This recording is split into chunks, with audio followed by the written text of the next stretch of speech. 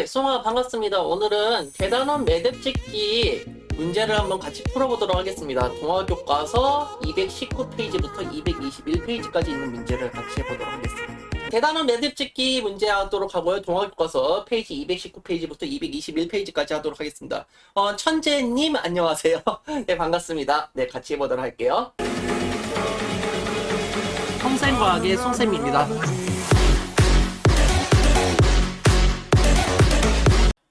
자, 그럼 분리 방법을 우리가 중요하게 생각을 해줘야 되는데요. 분리 방법에서 첫 번째는요, 증류입니다. 혼합물을 가열해서 나오는 기체 물질을 냉각하여서 순수한 액체 물질을 얻는 방법을 보고 우리는 증류라고 합니다. 예를 들어서 원유 분리 같은 게 대표적인 거라고 생각하시면 되겠습니다. 그리고 소주꼬리를 이용한 방법도 대표적인 방법이겠네요.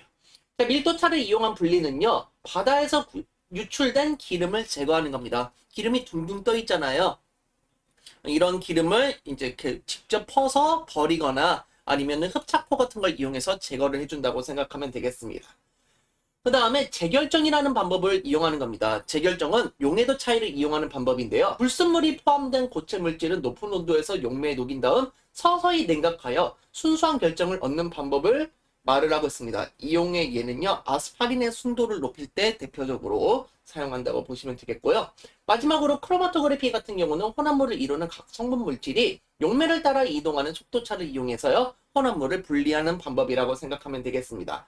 이용하는 예는요, 금지 약물을 복용 여부를 검사하는 경우에 이런 크로마토그래피를 이용하거나 색소를 분리하는 데 이용을 하고 있습니다. 네, 넘어가고요. 자, 7번 문제입니다. 그림은 크로마토그래피를 이용하여 사인펜의 잉크 색소를 분리한 결과를 나타낸 것이다. 이에 대한 설명으로 옳은 것을 보기에서 있는 대로 고르시오 라고 되어 있습니다.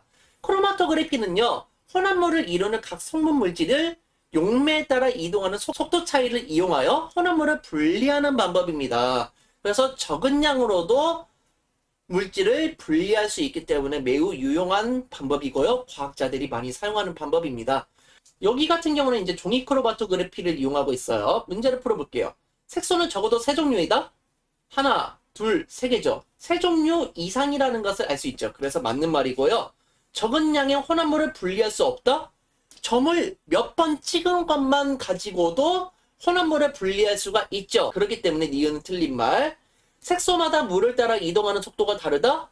그렇죠. 다르기 때문에 이렇게 분리가 된 것을 확인할 수가 있겠습니다. 물이랑 친한 거는요, 멀리까지 갔고요. 물이랑 덜 친한 거는 이렇게 조금밖에 안 갔다는 것을 확인할 수 있겠습니다.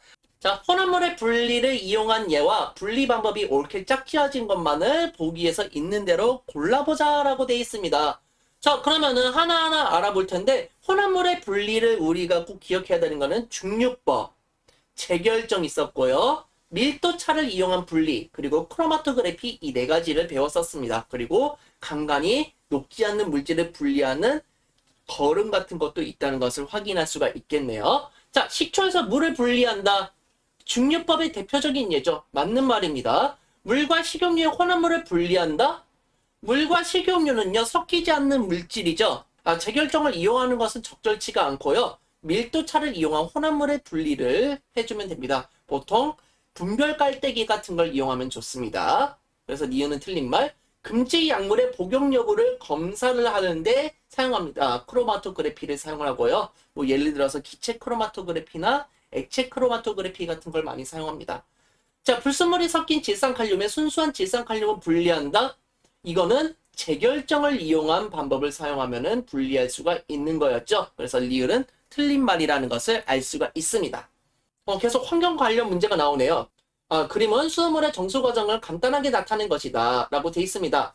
그래서 오염된 물이요, 이렇게 딱 들어와요. 그러면 침사지를 거치고 약품 투입실을 거친 다음에 침전지를 거치고 여과지를 거쳐서 염소살균실에서 살균을 한 다음에 배수지를 통해서 이제 맑은 물이 다 나와야 됩니다. 자, 그러면은 우선은 문제 마무리를 할게요. 자, 가부터 한번 생각을 해볼게요. 침사지는요, 돌이나 모래, 플라스틱 같은 걸 분리하는 겁니다. 돌이나 모래 같은 경우는요, 물보다 밀도가 크겠죠? 그러면 가라앉는 거고요. 플라스틱 같은 경우는 밀도가 작을 거라는 거예요. 그러면 물 위로 뜨겠죠. 그래서 밀도차를 이용한 혼합물의 분리를 여기서 사용을 하고 있는 겁니다. 약품吞실로 들어가면요, 어떤 일이 일어나냐면요, 흠에 의해서요, 물속의 부유물이 큰 덩어리로 만들어져서 물에 가라앉습니다. 그래서 물 위에 둥둥 떴던 것 중에서 물속의 부유물을 억지로 만들어내서 그 부유물을 가라앉히는 방법을 사용하는 거고요. 침전지에서는요, 또 역시 밀도차를 이용해서 불순물을 제거하는 방식을 사용하고 있습니다. 단은요, 여과지고요. 물속에 녹지 않은 매우 작은 입자를 거르고 있습니다. 용해도차를 이용해서 물에 녹지 않는 불순물을 분리를 한다는 것을 알 수가 있습니다.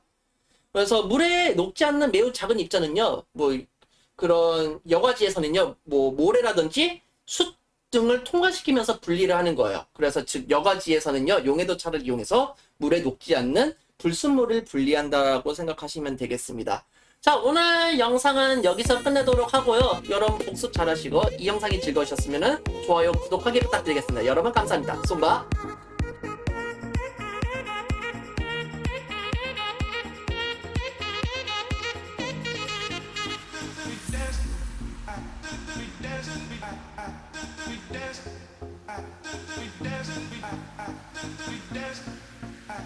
We dancing,